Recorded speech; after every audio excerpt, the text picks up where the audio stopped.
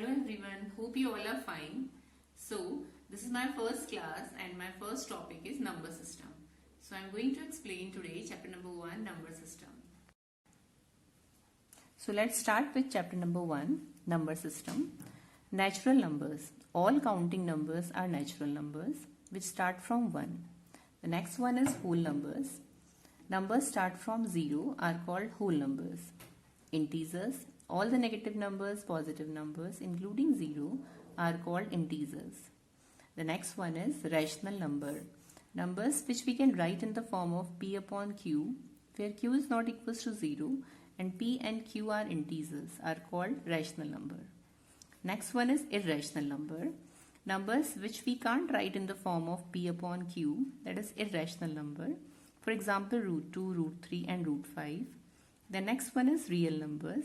The combination of rational numbers and irrational numbers are called real numbers. Now scholars, come to exercise 1.1. Find 6 rational numbers between 3 and 4. How will find the 6 rational numbers between 3 and 4? Like 3 multiplied by 7 upon 7 will be 21 upon 7 and 4 will also multiply by 7 upon 7, that is 28 upon 7. So we can easily find 6 rational numbers between 3 and 4. Similarly, the next question is find 5 rational numbers between 3 upon 5 and 4 upon 5. Method will be same. Now we have to multiply by 6 upon 6 because this time we have to find 5 rational numbers between 3 upon 5 and 4 upon 5. So the answer will be 18 upon 30.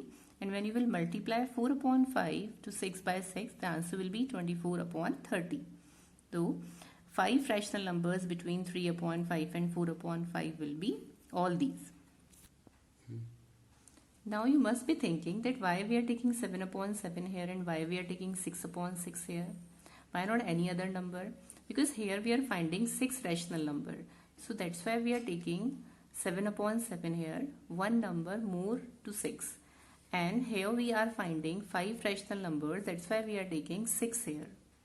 So I hope it's clear. Now your next exercise is 1.2. So 1.2 is not in your course because root 2 and root 3 and root 5 on number line, it's not in your course now. So let's start with exercise 1.3. The first point is decimal expansion. What are decimal expansion? There are 2 types of decimal expansion in rational number. The first is terminating and the second is non-terminating recurring. What is terminating rational number? If your remainder becomes 0, then it will be terminating rational number, and if your remainder never becomes 0, that is non-terminating recurring rational number. For example, if you will divide 7 by 8, the answer will come 0.875, and if in case of 1 upon 2, the answer will come 0.5. So that is terminating rational number. And if we are talking about 1 upon 3, the answer will come 0.333 and so on. You can write in this form 0.3 bar. That is non-terminating recurring form. So the decimal expansion of a rational number is either terminating or non-terminating recurring. A number whose decimal expansion is non-terminating, non-recurring is irrational number. For example, root 2 and pi are irrational number. Now, the next one is write the decimal expansion of 36 upon 100. How you will find the decimal expansion of 36 upon 100? That is 0.36. So this is terminating rational number. And the next is 1 upon 11, that is 0.090909 and so on. You can write 0.09 bar and that is non-terminating recurring form. Now the next question is express the following in the form of P upon Q. Like if 0.6 bar is here, so how you will represent in the form of P upon Q? See the solution. We can assume that x is equals to 0.666 and so on.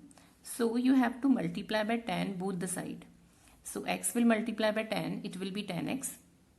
And 0.666 multiplied by 10, so this decimal will shift one place. So 6.666 will come. Then 10x will remain as it is. And then 6.66, you can break this term into 2 parts. One is whole number and another one is decimal form.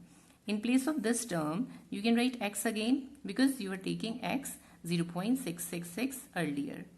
Now, tan x is equals to 6 plus x. Now you can shift x this side. So tan x minus x equal to 6. 9x equal to 6. So x equal to 6 upon 9. After cancellation, 2 upon 3 will come. And this is the form of p upon q. Similarly, we can see next question. If 0.001 we have to convert into p by q form, so we have to multiply by 1000 both the side. Because here, after 3 place on 3 digits, the bar is here, so we have to multiply by 1000. Here we can see the 0.6 bar, only one digit is here after decimal, that's why we are multiplying by 10. So, 1000x is equals to 0.001.001. Now, we have to shift decimal 3 places. So, 1000x is equals to 1 plus 0.001. Now again, in place of this term, we can write x. So now x will shift this side. So 1000x minus x equal to 1. So 999x equal to 1. So x is equals to 1 upon 999. I hope you understand. So scholars, hope you all understand exercise 1.1 and 1.3. Now the remaining sums of both the exercise you have to do in your notebook. Okay, take care.